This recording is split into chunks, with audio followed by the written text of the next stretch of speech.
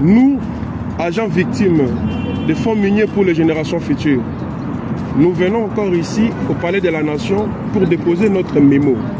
Nous avons déposé notre mémo adressé à son Excellence, Monsieur le Président de la République, Félix Antoine Tshisekedi Tshilombo, chef de l'État. Nous sommes venus déposer notre mémo pour d'abord implorer ce qui se passe dans notre établissement. La fois passée, on a été reçu par le directeur des cabinets adjoints du ministre des Mines. Il nous a reçus. Avant qu'il puisse nous donner la parole, il nous avait dit ceci. Il était déjà au courant de ce qui s'est passé dans notre établissement fonds minier pour les générations futures. Il était rassuré qu'il devait avoir une paix sociale à notre établissement. Mais il s'est rendu compte qu'il n'y a pas eu la paix. Notre présence au ministère des Mines, il nous a reçus. Nous avons déposé notre mémo également au ministère des Mines. Nous lui avons passé nos déclarations par rapport à nos impayements au fonds minier depuis le mois de juin que nous sommes engagés jusqu'à ce jour. Nous détenons également nos contrats à durée indéterminée signés en bonne et due forme.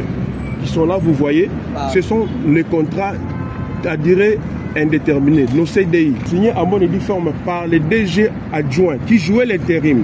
Et il y a l'arrêté de la suspension. Nous avons l'arrêté ici de la suspension du DG Biringanine et puis nous avons aussi l'arrêté de l'intérim de notre DG adjoint qui jouait l'intérim à cette époque. Nous avons nos contrats. Ce qui est pour éclaircir par rapport à Makabo et la famine. Et pas le chef de l'État, Fachi Belton, pour répondre à nos problèmes. Papa Tolembi. Papa Tolembi, bana na biso bazo kende classe te, bande ko na biso misala ba démissionnant, ba kota na famine, ti lelo ba futa magate et puis nous venons encore vers vous pour parler de notre collègue Azak Obela, Azak gravement malade. Asali AVC.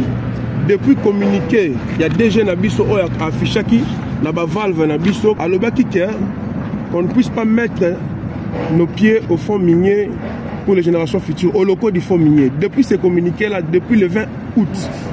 Camarade la biso salaki AVC après communiquer tina mokola lelo oyo asa malade asa gravement malade yango to ko senga famine a rétablir biso na ba droit na biso famine a soins médicaux comme stipule dans nos contrats pour ndeko na biso na collègue na biso asa gravement malade ce qui lelo ndeko na biso wana akufi tozo souhaitango te parce que asa malade tozo belela a yango tozo belela et kozala na mutu ya établissement na biso famine.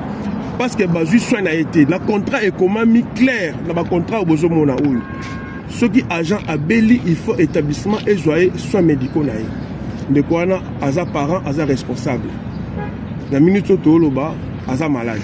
Ceux qui toyé, ils ont pour le problème là les choses. Asa AVC. Le président de la République Fachi Belton, toyé pas na yo, toza ba na mboka, toza ba congolais. Toyé pas na yo ko déplorer ba problème oyo, ils ont pour le canal établissement na biso. Décision où engagé biso décision yango dans la décision décision où engagé biso le mois de juin sur décision yango depuis le mois de juin engagé biso sur la même décision on a payé 4 agents, un directeur, un chef de service avec des agents de maîtrise de première catégorie. Au mois de juillet, fouti bango. Au mois d'août, fouti bango. Au mois de septembre, fouti bango. 4 personnes wana. Quand la décision oyo bazoko boya. Quand la décision oyo engagé biso. Ce que biso fouti biso wote. Pour une politique, il y a 2 poids 2 mesures. Le mois de septembre, déjà na biso ya famine a fouti 12 personnes. Quand na lo na biso ya même décision oyo azo bazolo bakeno déjà direction déjà na biso déjà adjoint joyeux intérim a ko engagé batouté.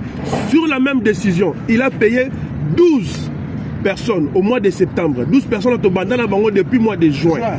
La juin ba fouti bango déjà ba fouti bango ba ko fouti bango en septembre quand la même décision. Biso ba fouti bisoté. Ti lelo ba fouti bisoté tozo lela. Quand on a même injustice aux électeurs famine. Dans le mois de septembre, le DG a engagé 2 assistants naïe. 2 assistants naïe engagé bango na grade ya chef de service. A fouti bango na nouveau barème. Oh ba proposé qui na famine nouveau barème a été accepté. A fouti bango na grade wana a engagé bango na mois de septembre. Ben biso depuis le mois de juin toya ka musala. Ba contrat na biso zo continuer toujours ko produire ba effet nango. Il y a toujours réclamé un paiement à biso. Comme il n'y a pas encore de résiliation de contrat, le contrat à biso produit fait nango. Dans la liste awa, à foutre biso $100, il y a transport. À foutre biso $100, il y a transport, il y a pamba. Le responsable que nous sommes, il nous a payé $100, il y a transport.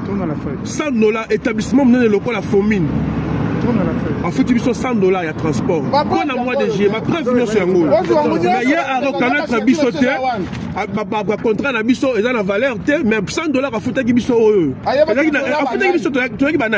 fait, il y a $100 à chacun. Nous sommes tu es parce que tu es comme une souka. Tu es comme une souka.